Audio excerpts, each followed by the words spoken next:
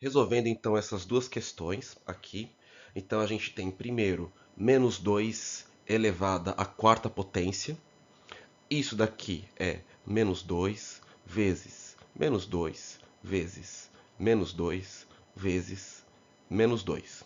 O que a gente precisa lembrar sempre é que quando a base é um número negativo e o expoente for um expoente par, por exemplo, 2, 4, 6, 8, o resultado dessa potenciação será sempre um número positivo.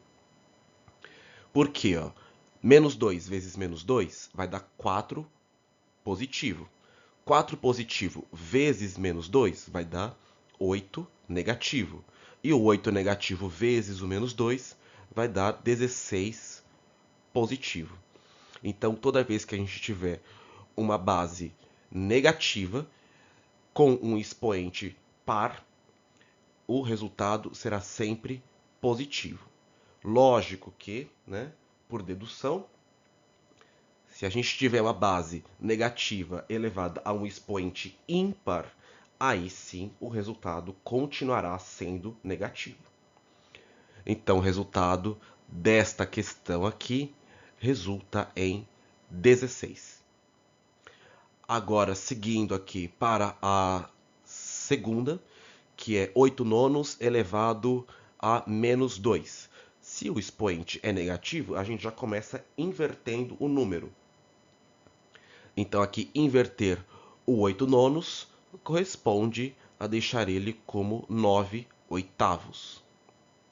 E aí sim, vai ficar elevado ao quadrado simplesmente. Já perdeu o sinal de negativo, porque o sinal de negativo fazia apenas o papel de inverter o número.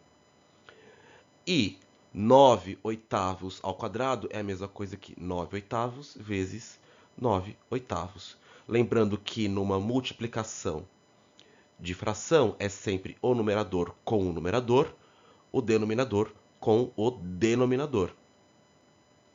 Então, isso daqui a gente vai ter aqui no numerador 9 vezes 9 e no denominador 8 vezes 8. Isso daqui então vai dar 81 sobre 64.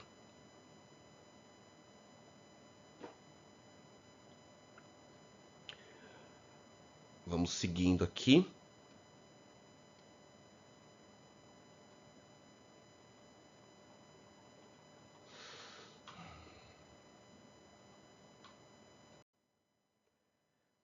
Quem fez esta prova, né, um outro modelo de prova, tinha aqui na primeira questão essas duas potências. Então a primeira era menos um quinto elevado ao cubo. Opa, aqui a gente tem um número negativo elevado a um expoente ímpar. Isso vai fazer com que o resultado final seja um número negativo também. Vamos ver como é que isso acontece. Ó, eu tenho menos um quinto multiplicado por menos um quinto multiplicado por menos um quinto. Tanto faz colocar o sinal no numerador ou na frente da fração. Tá? A fração continua sendo negativa. Vamos relembrar aqui que multiplicação de fração é sempre numerador com numerador. Aqui, ó, numerador com numerador e denominador com denominador. E, além disso, a gente tem que fazer a regra de sinal entre as duas frações. Então, primeiro, fazendo a regra de sinal. As duas frações são negativas, né? Então a gente vai ter um resultado positivo nessa primeira multiplicação. 1 vezes 1 vai dar 1, e 5 vezes 5, 25.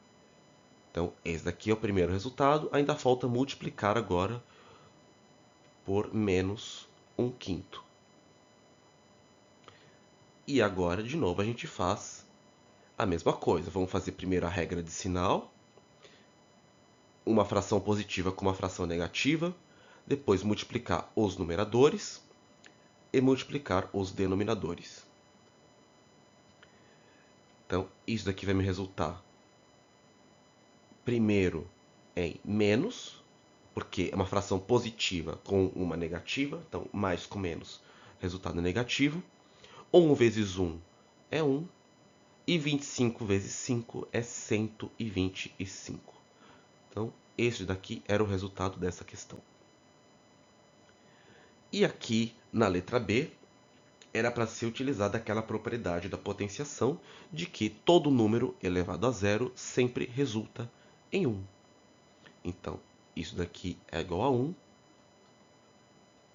pois todo número elevado a zero resulta em 1. Ok? E era isso dessa questão. Resolvendo aqui as potências de quem pegou esse outro modelo de prova. Então a gente tem aqui 0 elevado a 10. E aqui, pela propriedade de potência, quando a gente tem base zero, independente do expoente, o resultado será sempre zero.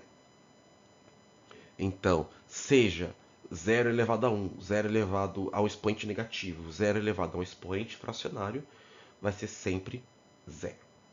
Inclusive, se o zero for elevado a zero também.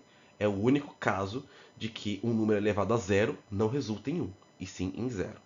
Então aqui o resultado é zero, pois zero elevado a qualquer número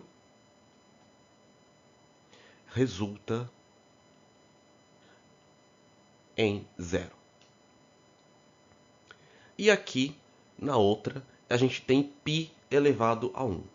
Todo número elevado a 1 é igual a ele próprio.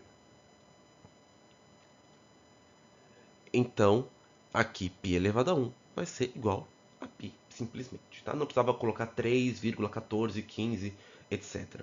Bastava colocar aqui o π simplesmente, pois todo número elevado a 1 resulta nele mesmo. Ok? E era isso.